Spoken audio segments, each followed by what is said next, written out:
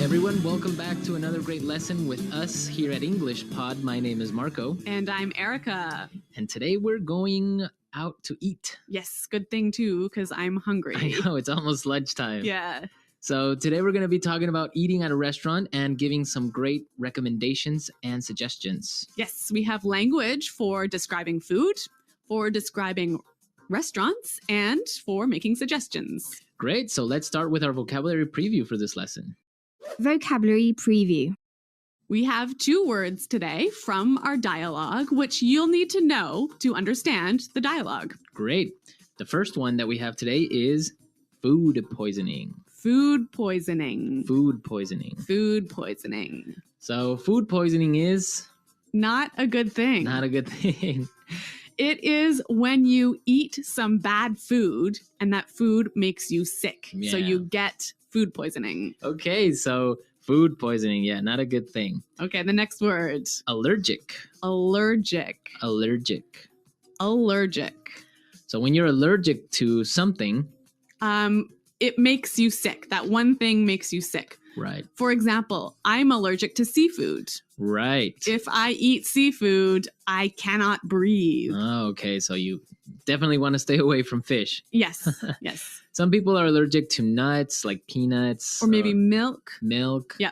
Cool. So when one type of food makes you sick, you are allergic to that food. Okay, great. So with this in mind, now we can listen to our dialogue for the first time at its normal speed, but don't worry if you don't get everything now because We'll come back and teach you the important language.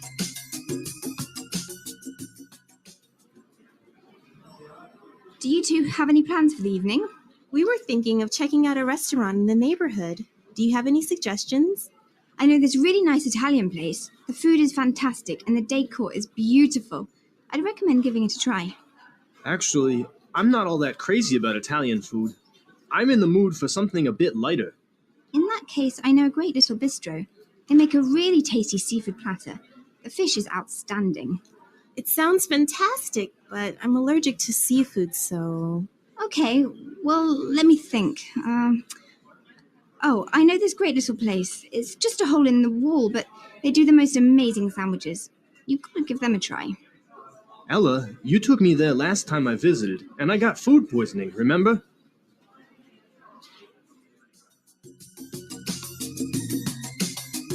Well, I'm getting hungry just thinking about all of those great restaurants. yeah, some really good recommendations, except for food poisoning, right? No, not so good. Let's start with our language takeaway for this lesson.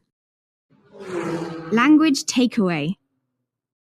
Our first word on language takeaway is check out. Check out. Check out. Check out. So we have some great examples on how we can use check out in different situations, and then you can understand the meaning. Example 1. Have you been to the new cafe next door? Yeah, I checked it out yesterday. The food was great. Example 2. Hey, check out my new car. Example 3. I'm going to check out that new shopping mall this weekend. So I can understand that it just means look at. Yeah, look at. Or go see. So let's go check out that new bar in town. Yeah, okay, cool. Next word is bistro. Bistro. Bistro. Bistro. So what's a bistro? It's kind of complicated, but it's like a small restaurant that's not really cheap though. Not so cheap, but not so expensive. Uh-huh. And it's usually French. Yes. So it's, yeah, small informal restaurant. Yeah, bistro. Mm-hmm. Okay, so our third phrase for today is not all that crazy about. Not all that crazy about. I'm not all that crazy about. Okay, again, kind of a funny phrase, but we've got some examples that will help you understand the meaning. Example 1. Do you want to go shopping with me tomorrow? I'm not all that crazy about shopping. I don't like spending money. Example 2. I'm not crazy about jazz music. Can I change the song? So this is just a really polite way of saying you don't like something. Exactly. But now the opposite of this would be tasty. Tasty. That's our fourth word, tasty. Tasty.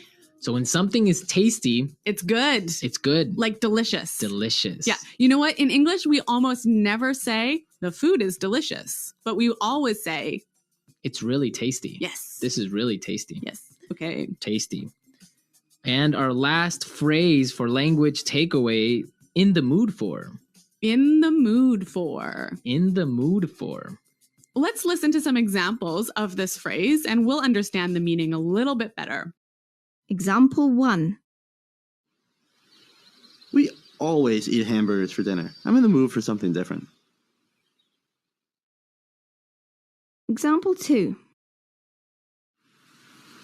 Let's watch a movie. How about Texas Chainsaw Massacre? I am not in the mood for a horror movie. So if I'm in the mood for something, I feel like doing or eating or Watching. Yeah. It means you want to do that now. Yeah. I'm in the mood for. Okay. Some great language we just looked at, and I think it's time for us to listen to the dialogue a second time.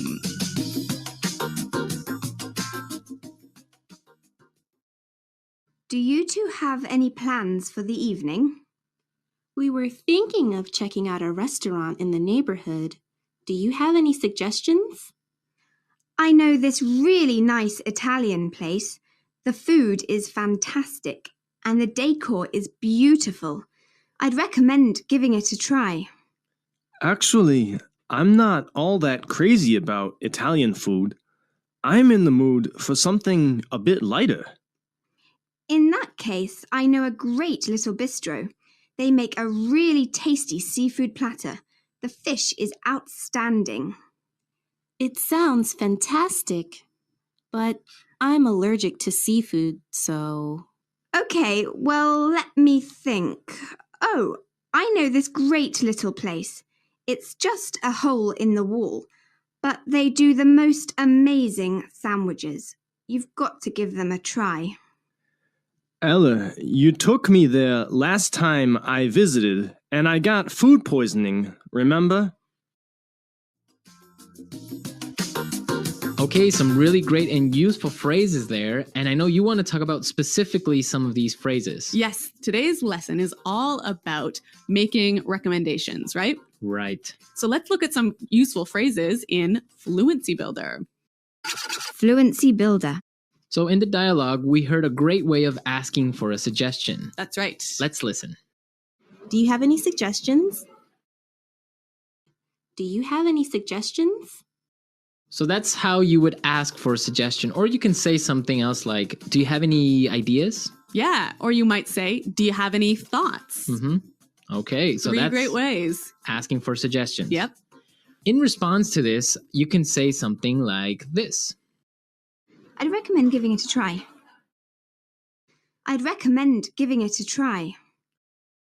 We also heard another phrase that we use for giving suggestions.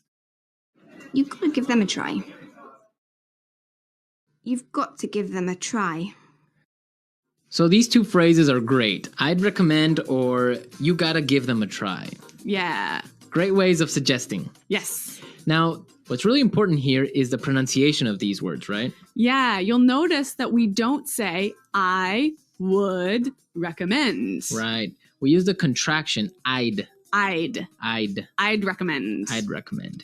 Similarly, in the phrase, you have got to, we shorten that to say, You gotta. you gotta. You gotta give them a try. You gotta. You know what, guys? If you can shorten your phrases like this, if you can push the sounds together, you'll sound a lot more natural, hey?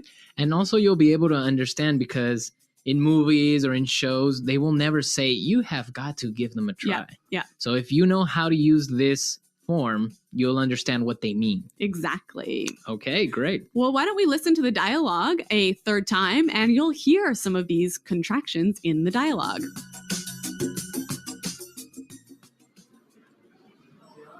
Do you two have any plans for the evening? We were thinking of checking out a restaurant in the neighborhood. Do you have any suggestions? I know this really nice Italian place. The food is fantastic and the decor is beautiful. I'd recommend giving it a try. Actually, I'm not all that crazy about Italian food. I'm in the mood for something a bit lighter. In that case, I know a great little bistro. They make a really tasty seafood platter. The fish is outstanding. It sounds fantastic, but I'm allergic to seafood, so... Okay, well, let me think. Oh, I know this great little place. It's just a hole in the wall, but they do the most amazing sandwiches. You could give them a try. Ella, you took me there last time I visited, and I got food poisoning, remember?